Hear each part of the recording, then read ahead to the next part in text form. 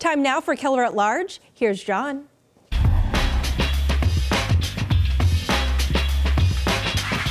Thanks very much for joining us. Hope everyone has been enjoying a happy and healthy holiday weekend. But even though it is a holiday, that doesn't mean the political news stops. Lots to talk about with our guest this morning, Ed Flynn, son of the former mayor, of course, a Navy veteran and former president of the Boston City Council, where he is now serving his fourth term. Councilor Flynn, happy Thanksgiving. Good to see you. John, happy Thanksgiving. Great to be with you. So, Ed, you've publicly flirted with the idea of challenging Mayor Wu for re-election next year. Here we are, it's December, less than a year to go. In my book, it's time to fish or cut bait. Do you plan on fishing or cutting bait? Well, it's a great job, Mayor of Boston. I've always respected our mayors and the position itself.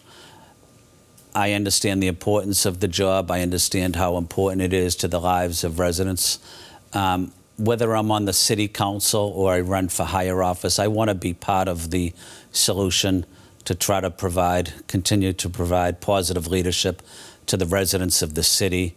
I believe in the city. I believe in the people. We do have significant challenges that I've worked on for the last 7 years. I served 20-something years in the military. I was a probation officer and worked at the state system for almost 12 years as well. I believe I have something to continue to offer the residents of Boston, and that is positive leadership. I want to be part of the solution. Do you see a need for change in mayoral leadership here, and in what way? I'm concerned about some of the issues that we're focused on now. I've focused on Boston Public School related issues, such as the late bus arrival and not picking up students. I've focused on public safety issues that are critical to residents.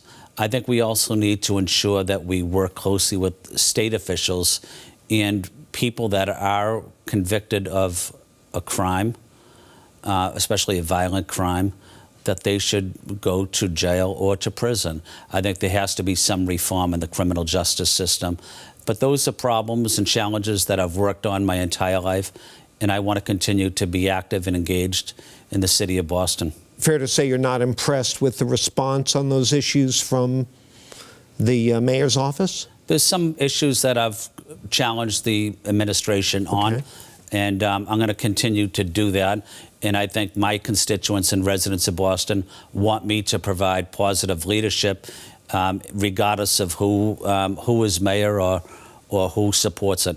Well, now, on Monday, the state Senate may be taking up the home rule petition filed by Mayor Wu that would allow the city to temporarily raise commercial property tax rates in Boston in order to contain tax hikes on residential property.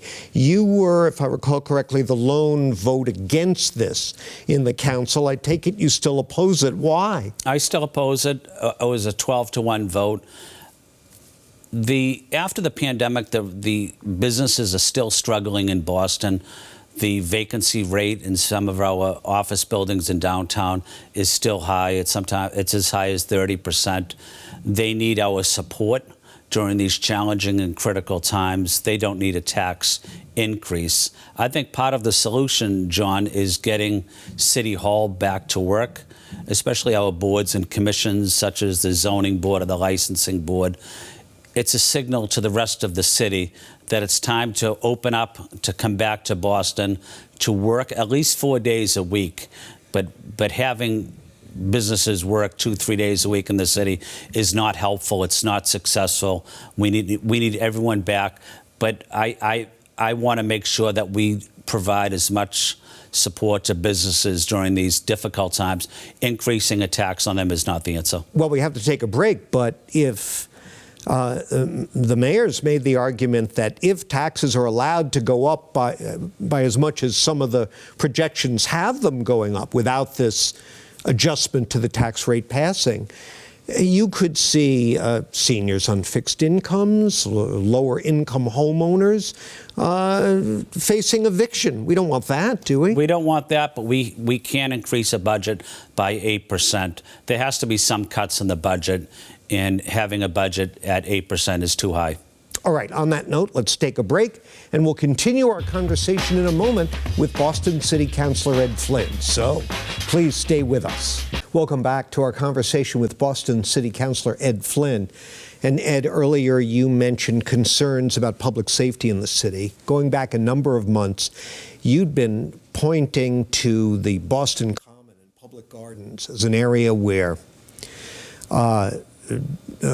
some of the people who'd been gathering at Mass and Cass had been moved out of there, had relocated to the Common, and in some cases there were ugly incidents, crime occurring there. You took a lot of heat for being alarmist, and you're going to scare shoppers and tourists away. Now, just the other day, we hear police patrols are going to be stepped up there. What's going on? We had a meeting on Tuesday night, and this is an issue we discussed at the Boston City Council. Crime has gone up in Boston Common. Crime has gone up in Downtown Crossing, in the downtown area. I know this area as well as anyone. I worked there, obviously, as a city councilor. I worked across the street as a probation officer, went to high school in Chinatown, have a lot of connections here. But we do have a lot of homeless that have come from Mass and Cass into the downtown area. And there's been random violence. There's been open drug dealing. There's been assaults. There's human trafficking. I've been working with the residents and business owners for over several years to deal with this. We're making small progress, but it's a major problem impacting the area. And for my colleagues on the city council to deny that there's a problem is doing a disservice to the area. The residents want more police in the downtown area, but they're also asking for, when someone is arrested and they are convicted for a violent offense, that they should go to jail or should go to prison. We're compassionate people, but we can't have people committing serious crimes being given a slap on the wrist and getting back into our communities. Has Commissioner Cox been reluctant to increase police presence in that area in the past? We are getting some more patrols in the downtown area. That's important. But we also have to acknowledge the open drug dealing that's taking place on Tremont Street or Winter Street or Water Street, right in the downtown area, but also in the Boston Common. Should be the nicest park in the city, which it is.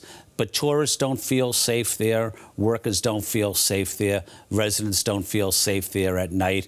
And during the summertime, we had many public safety challenges in the Boston Common. Well, after last year's St. Patrick's Day parade, you complained publicly about rowdy behavior by some in the crowd and cited residents' concerns about the parade going forward. You talked about possibly having the National Guard patrol the parade route or even moving the parade downtown. Have any changes been made since then?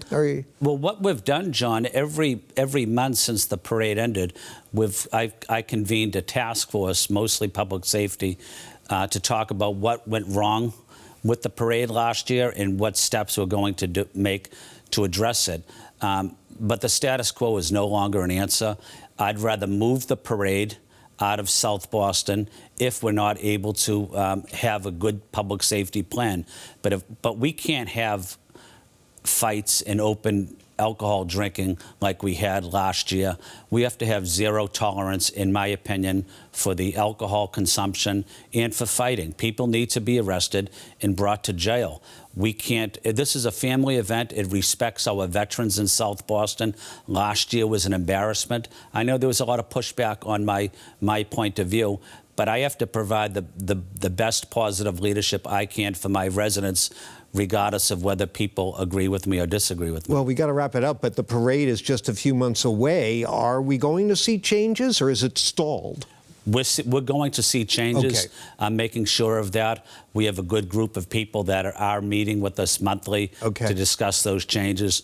But it's going to be vastly different from last year, and we cannot embarrass ourselves again like we did last year with the shenanigans that took place. Well, we'll be checking back with you on the status of that. And in the meantime, thank you very much for being here. Happy holidays to you and the Flynn family. Thank you, John. Happy Thanksgiving to you and your family. Thank you very much. And thank you for watching right now.